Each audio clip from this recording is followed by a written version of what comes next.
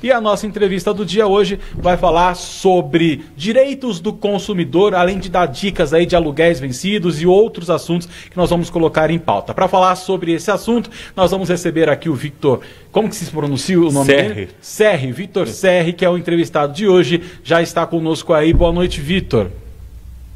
Boa noite, Adriano. Boa noite, Rodolfo. Um prazer estar com vocês aí no Giro Play. Prazer é nosso, desde já agradeço a presença aí virtualmente falando, né? E por ter aceito aí o convite de participar conosco aqui, tá bom? Que agradeço, privilégio. Vamos começar então a nossa entrevista de hoje. O Rodolfo já está aqui engatilhado com algumas perguntas. Eu também, se no meio surgir algumas dúvidas, eu faço pergunta, interrompo aqui, tiro minhas dúvidas. E claro, você que está nos assistindo também pode participar. Lembrando que a sua pergunta para ser feita aqui no ar tem que ser feita através da página do Facebook do Giro. Então, se você está assistindo por outra página ou por outros meios, pela Rede Smart e tudo mais, vai lá no Facebook, coloca no campo de pesquisa Jornal Giro SA, clica, curta a nossa página, assiste a nossa transmissão ao vivo por lá, né? Agora, 18 horas, 8 minutos. Aí você pode colocar sua pergunta ou fazer o comentário que você quiser, que a gente tem acesso e a gente comenta aqui. Vamos lá, Rodolfo? Boa noite, doutor. Seja bem-vindo a mais uma edição do Giro. Primeiramente, vamos começar falando... Durante a pandemia, o Tribunal de Justiça, os prazos de processo estão parados, né, conforme as resoluções do Tribunal de Justiça, mas o direito do consumidor, os prazos também estão parados? Legal, Rodolfo, boa noite de novo. Na verdade, os prazos estavam suspensos, até mais precisamente a data de ontem, quando retornaram com a sua tramitação regular. Mas assim, de pronto, eu te respondo que independentemente dos prazos processuais estarem fluindo ou não, isso não faz com que o direito caia. O direito jamais vai sucumbir pela fluência ou não dos prazos, né? O direito transcende a fluição processual dos prazos. A suspensão deu-se muito mais por conta de toda essa situação que acabou acometendo em efeito dominó todos nós, e até para evitar o fluxo em fóruns e em audiências, etc., houve por bem consignar essa suspensão que veio ali desde o final de março até agora, o que não inibiu necessariamente a justiça de seguir operando, de seguir andando. Foi mais mesmo uma posição formal para que não se prejudicasse nenhuma das partes, tampouco os patronos, os advogados, por muitas das vezes não terem instrumentos para seguir operando com a mesma agilidade de caso.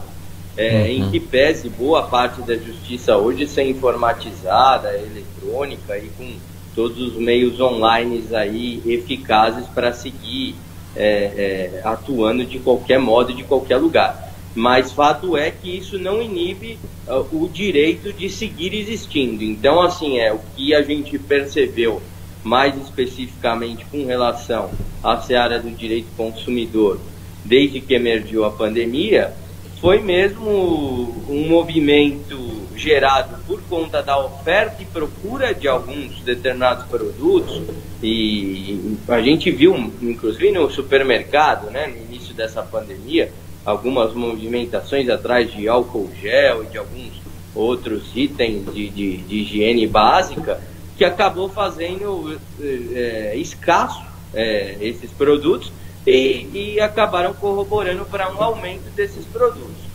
Só que vimos também algumas situações aí de oportunismo, alguns comerciantes e algumas companhias se aproveitando disso para alavancarem os seus preços, aproveitando-se de uma situação de custo da população, né? Que de modo a tentar se precaver e de modo a não saber, e por conta de não saber o quanto tempo vai ficar numa situação de resguardo, sai comprando itens a maior do que necessariamente compraria. E aí algumas companhias também acabam abusando do preço nesse sentido. Doutor, deixa eu só pedir pro doutor. Só pedir pro doutor, baixa um pouquinho mais a sua câmera, só para a gente poder ter uma imagem sua melhor aqui. Eu acho que, agora, isso, baixa um pouquinho mais, porque na hora que a gente coloca em tela cheia, o GC acaba cortando, aí melhorou. Obrigado, viu, doutor? Pode fazer, Rodolfo, desculpa. Doutor, nós estamos num momento totalmente atípico. A maioria das crianças, também dos universitários, estão tendo aulas online, outras com férias, enfim, não estão tendo a rotina normal. Porém, a mensalidade ainda continua com o valor integral. O que isso tem como chegar a algum acordo ou não tem nada, um amparo legal para que seja reduzido o valor? Pois é, esse é um assunto bem polêmico também. Assim como o outro, que aí a gente sempre recomenda que a própria população faça o papel de fiscal, além de recorrer ao PROCON, aos juizados especiais e a profissionais que possam combater essa situação de ágio absurda e tentar evitar que a população sucumba ainda mais com esses altos preços. O mesmo acontece na situação das escolas. Esse é um tema um pouco mais delicado por dois motivos. O que a gente vê acontecendo com as instituições de ensino é que muitas delas também se oneraram nesse período de pandemia para poder viabilizar a continuidade do ano letivo, com a implementação de plataformas e de outros instrumentos online para seguir com as suas aulas de modo remoto. Além disso, a gente sempre tem que ponderar que a escola segue com seus ônus inerentes, tendo que arcar com o dispêndio de profissionais, do seu corpo docente, de toda a equipe, além do local físico em si que permanece. O que acontece, e aí é a avaliação que a gente tem que fazer de bom senso, é que essa situação de ensino remoto, de ensino à distância, ela só é viável em alguns graus de ensino. Além do que também a gente tem que levar em condição que a situação socioeconômica da maioria da população brasileira, infelizmente, não permite que todos os alunos, ou a maioria deles, tenham acesso a uma internet que viabilize esse estudo online.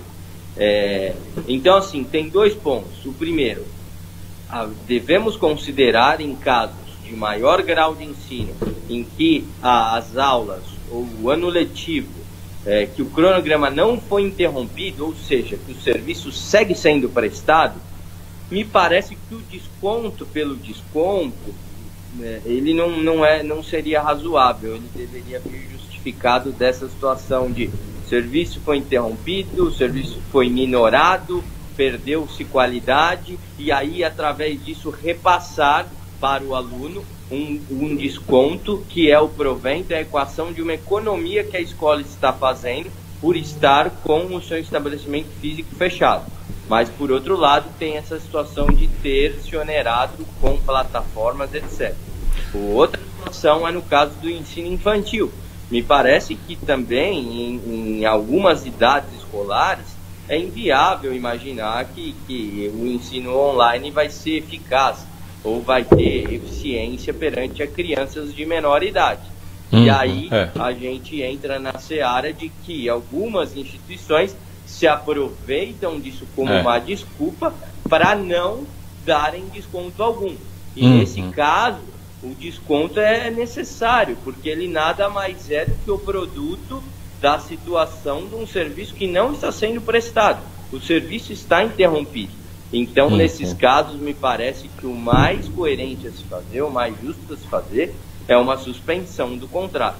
E, nos outros casos, a depender do grau e do impacto que está tendo no ano letivo e na prestação do serviço, e oferecendo descontos proporcionais aos seus alunos.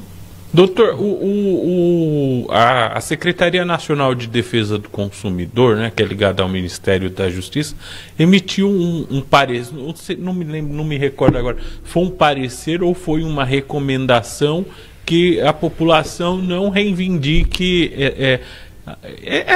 um desconto, vamos assim dizer. O que o senhor acha dessa decisão? Eu acho que assim, tudo cai nessa circunstância que você colocou antes, e que aí calha para eu fazer esse exame também, que é o seguinte: a nossa lei, por mais que ela seja bastante completa, e ela preveja de forma genérica essa situação de fato superveniente, força maior, fato de príncipe, que são todas circunstâncias que geram esse desequilíbrio, essa interrupção nas prestações dos contratos de serviço por conta de imprevistos da natureza e não provocados por nenhuma das partes, imprevistos que transcendem as vontades das partes. Ela inevitavelmente, a norma precisa ser regulamentada de forma mais específica nesse momento. E aí advém essas diretrizes, essas medidas provisórias que os governos estaduais e federais vêm emitindo. Então, assim, o que a gente percebe são algumas normas e algumas medidas provisórias que buscam reequilibrar, com base no que já prevê o Código Civil, o Código de Defesa do Consumidor e, mais forte ainda, a Constituição Federal, reequilibrar esse momento de absoluto desequilíbrio, repito, provocado por nenhuma das partes. De modo que nem o consumidor e nem o contratado, nem o contratante, nem o contratado se aproveitem dessa situação ou que quebrem. Então vem lá, por exemplo, a MP que veio regular a situação dos shows e das viagens, né? Me parece que exigir que uma agência de viagem devolva tudo de uma vez agora, ou que o artista devolva tudo de uma vez agora do show que não está tendo, inevitavelmente vai fazer uma das duas partes ir à bancarrota, ou seja, quebrar. E é tudo isso que não se quer. Então, essas medidas elas vêm propor o reequilíbrio de forma a readequar, reagendar, remanejar, sobrestar a dívida, sobrestar a devolução, reparcelar a devolução. E essa que você citou, ela não necessariamente tem o condão de inibir o consumidor ou o contratante ou o contratado a não reclamar, mas de levar ele, aí imagino eu, tá, que essa seja a vontade maior da diretriz, pregar esse espírito de composição, de reisonomia, de pensar que na outra ponta do contrato também tem uma pessoa que, mesmo sendo jurídica, é composta de pessoas físicas que também foram acometidas por essas circunstâncias e essas mazelas do Covid-19. Doutor, nessa mesma linha, já que a gente está falando de escola, de período escolar, que também foi bem afetada, quanto ao transporte escolar, tem alguma coisa que eu possa deixar de pagar o transporte escolar ou pedir uma redução, que há um contrato, né, de prestação de serviço também? Perfeito. Também tem sido um assunto bem polêmico, e aí também a gente entra no mesmo raciocínio com algumas especificidades. O transporte escolar, normalmente, é um contrato anual, assim como o da escola, né? Assim como o da instituição de ensino, que prevê as suas multas em caso de rescisão ou resilição antecipada pela vontade exclusiva de uma das partes. Como eu disse, essa situação atual transcende esses motivos específicos. Então, se o contratante resolver romper, me parece que ele poderia se utilizar dessa argumentação quase que consequencial de que se a instituição de ensino está fechada, logo a prestação de serviço do transporte está interrompida. Por isso eu também posso suspender ou romper esse contrato, e isso não está sendo pela minha vontade, está sendo pela impossibilidade do serviço ser executado. Mas pensando que na outra ponta também existe uma pessoa e que a ideia e o nosso estímulo é para que não se rompam as relações, mas sim que se busquem composições para mantê-las, é que os transportadores, em que pesem também terem custos inerentes, porque o transporte transcende o fato só do combustível ou não, boa parte do gasto dele é advinda do combustível. E esse gasto, efetivamente, esse dispêndio não está acontecendo agora. Então, me parece que também, no intuito de reequilibrar e viabilizar a manutenção do contrato, repasse essa economia ao seu contratante, de modo que Ele mantenha com você, sobretudo pensando que, a fim de que o ano letivo não seja comprometido, é muito possível e é provável que as escolas tenham aula nos períodos de férias e recesso no final do ano, data em que não estava prevista para o transportador fazer o transporte, e muito provavelmente vai ter que fazer. Então, tudo caminha para que as partes se componham, porque no fim das contas tudo é possível ser equilibrado. Que situação, hein, doutor? A gente fala isso, a gente começa a ver, se a gente começa, a gente tem discutido vários temas aqui no nosso programa, tanto na edição das 11 da manhã, como aqui na edição das 18. Então, de diversos setores, diversos segmentos, e parece que quanto mais a gente mexe, mais problema a gente encontra de tudo quanto é lado. Às vezes a gente fala assim, puxa, eu nem pensei nisso, e não é que é verdade. Olha que problema, uma coisa simples que de repente pode se transformar num problema ou num problemão. Né? É impressionante como quando a gente vai discutindo os assuntos, começa a surgir outros assuntos e começam a vir as dúvidas e começam a aparecer os problemas ou as dificuldades, porque a gente começa a falar assim, um tema é até simples, mas aí começa, o doutor está dando a explicação, você fala, meu pai amado, é verdade. Né? Que nem você falou agora, e aí a redução, pode pagar pode diminuir o valor? Aí eu pensei aqui, né? É justo, não está usando a van escolar. Aí o doutor já falou, mas espera aí, e se quando te voltar às aulas lá, o dono não vai ter que trabalhar no período de férias? Então, pô, verdade, olha, não pensei por esse lado, né? Quando você começa a ver os dois lados, você fala, putz, né? Eu ia falar até um palavrão aqui. Puxa vida, que coisa complicada. Doutor, tem uma pergunta aqui no Facebook da Noêmia. A Noêmia diz o seguinte, olha, Noêmia, desculpa, nós não vamos conseguir colocar a pergunta no ar como a gente tem feito nos últimos dias, tá bom? Porque não foi programado aqui para entrar. A Noêmia faz a seguinte pergunta. Negociei desconto no aluguel por 3 meses. E se esta quarentena for prorrogada? Como que ela tem que agir? Ou como que as pessoas que têm conseguido aí desconto em aluguel ou no financiamento, a suspensão de um financiamento por 1, 2, 3 meses, enfim, como que essas pessoas têm que agir perante aos seus credores que falam? Locadores. Credores credores somos arquitetos. Acabam sendo credores de alguma forma. Também. É exatamente o que você falou, Adriano. No fim, é um efeito dominó. É por isso que cada ato tem que ser bem pensado, sopesando sempre que na outra ponta também tem uma pessoa. Exato. E o mesmo acontece de forma também absolutamente delicada com a questão dos aluguéis. Prever o que vai acontecer daqui 3 meses, efetivamente é algo muito complicado, né? A gente também fica aí à mercê das diretrizes públicas do governo, que também vive incertezas e vive um dia após o outro. Existia uma forte expectativa que tudo caminhasse para uma normalização aí a partir do dia 11 de maio e a gente já vê aí alguns enunciados que talvez não ocorra dessa forma. Então, assim, respondendo primeiro, antes de fazer essa análise dos aluguéis em si, a telespectadora, me parece assim, se daqui 3 meses essa situação permanecer, é inevitável que as partes de novo sentem para buscar uma... Volte a conversar. Vai ter que ser muita saliva, né? Muita saliva e vai ter que gastar muita saliva com máscara. É verdade. É a situação totalmente atípica, né? Sim.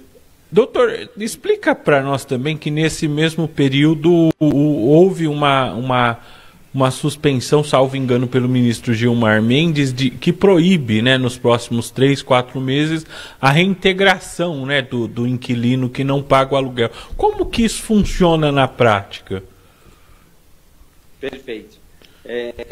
Então, até contextualizando isso também, a realidade daqui 3 meses pode ser diferente da de agora, né? A pandemia pode estar pior, pode estar muito melhor, e isso vai influenciar no grau de negociação entre o locador e o locatário.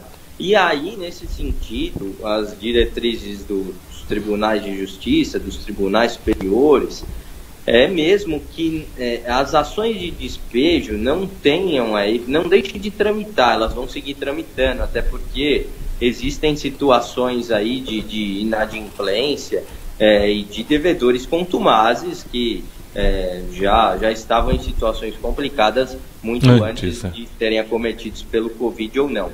Mas existe uma tendência no sobrestamento, na postergação da efetividade dos despejos em si. Isso porque o despejo, nesse momento, ele seria justamente a contramão de uma função social e de uma orientação governamental de pedir para que as pessoas em casa. Exatamente. Me parece que não tem como alguém que não tenha casa se manter em casa.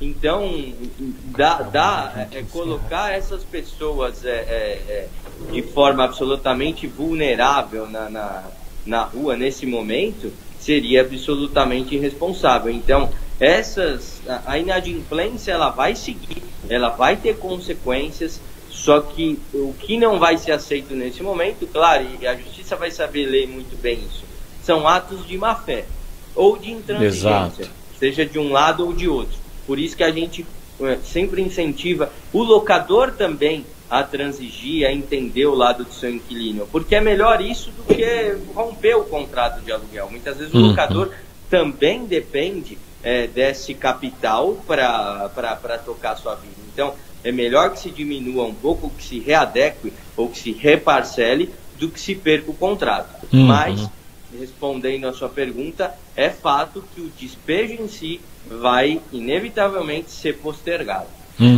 Doutor, diante desse, você queria fazer uma pergunta? Não, eu ia só falar isso que o doutor falou, né? A gente tem visto aí pessoas agindo de má fé em todos os segmentos, e nesse também não é diferente. Então, uma coisa realmente aquela pessoa que passa dificuldade, que está com problema, que realmente a vida virou de ponta cabeça. E outra coisa são aquelas pessoas que estão oportunistas, que estão aproveitando dessa oportunidade para criar causos, como dizia meu avô, né? Para criar causos. Aí não dá. Então é interessante também que isso seja colocado em questão, né? E que os donos de imóveis ou que as empresas aí que têm esses contratos com esses clientes também consigam analisar. Mas as empresas conseguem analisar, né, o doutor? Consegue traçar um perfil para saber se aquela pessoa realmente está agindo de má fé ou não, e de repente se descobrir que está agindo de má fé e usando desse momento para poder fazer essa situação, pode entrar com algum processo também? Ou não? Claro, não há dúvida. A má-fé dá vários indícios e é composta de vários elementos, e os magistrados têm muita expertise e habilidade para entender, na maioria das vezes, quando um pênalti está sendo cavado. Legal. Um jargão de futebol. Tá certo. Então, me parece que quem agir de má fé nesse momento vai ser mais do que nunca mal visto, porque agora isso transcende uma questão de dignidade, de boa índole, né? É algo que afronta a população de forma direta. Então, situações de oportunismo vão ser facilmente triadas, detectadas, e vai terminar que quem buscar cavar esses pênaltis vai ter o efeito reverso disso, e muito provavelmente vai sofrer com outras penalidades e vai ter que terminar pagando indenizações. Pois é. Não faz sentido. Doutor, diante desse cenário, para a gente já caminhar para os finalmentes, né, para os 90 minutos da etapa complementar, já que o senhor falou de futebol, que futebol é nossa paixão, quais dicas o senhor dá para o inquilino e para o locador neste momento? A dica, sem ser repetitivo, é renegociem, conversem, se entendam, conheçam da realidade um do outro, até para poder mensurar eventuais circunstâncias de oportunismo. Repito que o desconto pelo desconto, ele nunca faz sentido.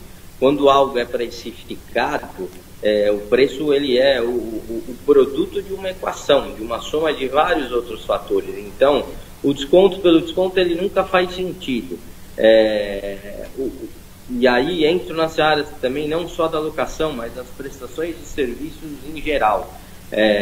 O serviço deixou de ser prestado, perdeu em qualidade, tudo isso é passível desse não dispêndio ser repassado para uma das partes. No contrato de locação, é claro que não houve o impacto de algo deixar de ser prestado, porque o imóvel segue lá à disposição do inquilino. Mas muitas vezes há uma dificuldade de pagar o aluguel por conta daquele ser um imóvel comercial que dependia diretamente de um giro comercial que não está tendo. A gente está vendo aí 80% do comércio fechado, né? Então isso impacta diretamente no fluxo capital daquelas empresas ou mesmo daquelas pessoas físicas. Então renegociem, posterguem, busquem também descontos, mas se não for viável os pontos, porque de repente tem muitos contratos de aluguéis que já são no limite, né? No limite do valor, que é precificado pelo ajuste imobiliário de cada região. Até porque a situação dos aluguéis já não vinha numa crescente. Ela vinha instável, mas já não vinha estabilizado no alto, né? Então, às vezes, o contrato já está no limite para o locador. Então, nem sempre dá para buscar um desconto. Mas busque um reparcelamento daquilo que está aberto, que ficou em aberto, distribua isso ao longo dos outros meses, ou jogue isso para o ano que vem e redistribua ao longo dos 12 meses seguintes. Conversem, busquem um mediador, se for o caso, evitem litígios, evitem levar situações para a justiça. Eu, em que pese ser advogado, sou, antes de tudo, cidadão, e me parece que não é razoável ficar levando qualquer tipo de discussão para a justiça. Isso onera todo mundo, onera o Estado, onera as partes. Então, evitem litígios, evitem tumultuar a justiça com situações que podem ser compostas entre as partes de forma menos onerosa, mais efetiva, mais eficaz para todos. Doutor, a gente tem mais uma pergunta aqui, mas a gente precisa já encaminhar para o encerramento da entrevista, mas o Sandro perguntou aqui também no Facebook. Boa noite, as escolas particulares devem dar descontos nas mensalidades? Ele falou no começo, né? Falou logo no começo da entrevista, Sandrão. Então, eu vou pedir desculpas até por conta do nosso tempo aqui, mas daqui a pouquinho, assim que o programa sair do ar, ele fica disponível. Aí logo no começo da entrevista é uma das primeiras perguntas que o Rodolfo faz. Isso. Aí você pode tem ver no podcast, no SoundCloud, daqui a pouco vai estar tudo disponível. Aí você consegue tirar a sua dúvida. Foi a segunda pergunta que eu fiz. Tá joia? Doutor, tem algo que nós não perguntamos, algo que o senhor julga importante de ser passado de informação, que o senhor gostaria de deixar aqui para quem está nos acompanhando nesse momento? Eu acho que as exclamações aí de vocês foram muito pertinentes, são mesmo as situações mais recorrentes das dúvidas que a gente vem observando aí, seja dos nossos clientes, seja da população em geral, e o nosso intuito sempre colaborativo no sentido de incentivar mesmo as partes a conversarem, e nesse sentido me coloco sempre à disposição aí de vocês. Reitero que foi um prazer participar desse programa que tem sobretudo o condão aí de esclarecer a população e assim contribuir com essa função social. Então agradeço novamente Adriano, Rodolfo, e deixo essa mensagem mesmo de composição, porque certamente dessa forma conseguiremos restituir a isonomia e caminhar aí para sair juntos dessa intempérie toda mais fortes. Pode ir lá. Obrigado, doutor, pela sua participação. Foi um prazer imenso. Dr. Victor Serri, que é sócio do escritório Correia Porto Advogados. Então, quem quiser achá-lo nas redes sociais, é só Victor Serri, que você já acha facilmente os contatos do doutor. É isso aí. Obrigado, doutor. Não tenha uma boa noite. Mais uma vez, obrigado. E quando surgir dúvidas aqui, aliás, o Rodolfo já deve ter combinado, ou se não combinou, ainda vai combinar para a gente fixar aí a participação do doutor aqui no nosso programa. Mas muito obrigado novamente, viu? Eu que agradeço. Vai ser uma honra. Boa noite. Boa noite. Boa noite.